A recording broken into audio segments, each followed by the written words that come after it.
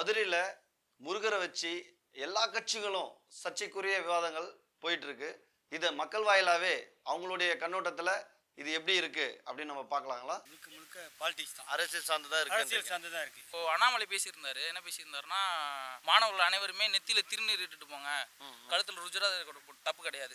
இதே அரசு தான் கர்நாடகாவில் வந்து பெண்கள் ஹிஜாப் அணிஞ்சிட்டு போகக்கூடாது, மத அடையாளத்தை வெளிப்படுத்துறீங்க அப்படின்னு சொல்லிச்சு. அங்கே ஒரு வேஷம், இங்கே ஒரு வேஷம். பிள்ளையார் சதுர்த்தி கூப்பிடுறீங்க, இன்றுகளே ஒன்றியங்கள் விநாயகர் சதுர்த்தியை கொண்டாடணும்னு கூப்பிடுறீங்க. இந்து முன்னாடி பயங்கரமாக பிரச்சாரம் பண்ணுறாங்க.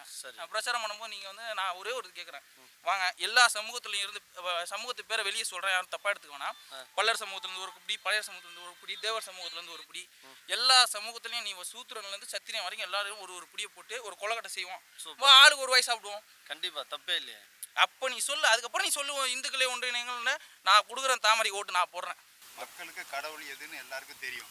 இவங்க வந்து தான் சொல்லணுன்ற அவசியம் கிடையாது. மத ரீதியாக அரசியல் பண்ணாமல் நல்லபடியாக டீசெண்டாக ஒரு அரசியல் பண்ணாங்கன்னா நல்லாயிருக்கும். சுவாமி பக்தியும் அரசியலும் வெவ்வேறு விஷயங்கள். இதில் வந்து பொலிட்டிக்கல் இன்வால்மெண்ட்டுங்கிறது என்னை பொறுத்தவரை ஆஸ் அன் இண்டிவிஜுவல் நான் ப்ரூவ் பண்ண மாட்டேன். இப்போ எலெக்ஷன் வர்றதுனால கட்சிகள் பண்ணுற இதுதான் இது. முருகனை காப்பாற்ற யாரும் தேவையில்லை, முருகனே போதும். அவரே காப்பாற்றிக்குவார். அவரே காப்பாற்றிப்பார். ஓகேப்பா. கடவுளை வச்சு அரசியல் பண்ணுறது ரொம்ப தப்பு தானே? அது தப்பு தான். தப்பு, அப்படி பண்ணக்கூடாது. மதங்கிறது வந்து மதம் சார்ந்ததாக இருக்கணும், கட்சிங்கிறது வந்து தனிப்பட்ட முறையில் இருக்கணும். இப்போ எல்லா கருத்தையும் நீங்கள் கேட்டிருப்பீங்க. மக்களுடைய கருத்தெல்லாம் கமெண்ட் பாக்ஸில் உங்களுடைய கருத்துக்களை தாராளமாக பதிவு பண்ணலாம். உங்களுக்கு பிடிச்சிச்சின்னா லைக் பண்ணுங்கள், ஷேர் பண்ணுங்கள். நான் உங்கள் புருஷோத் நடராஜன் விடைபெறுகிறேன்.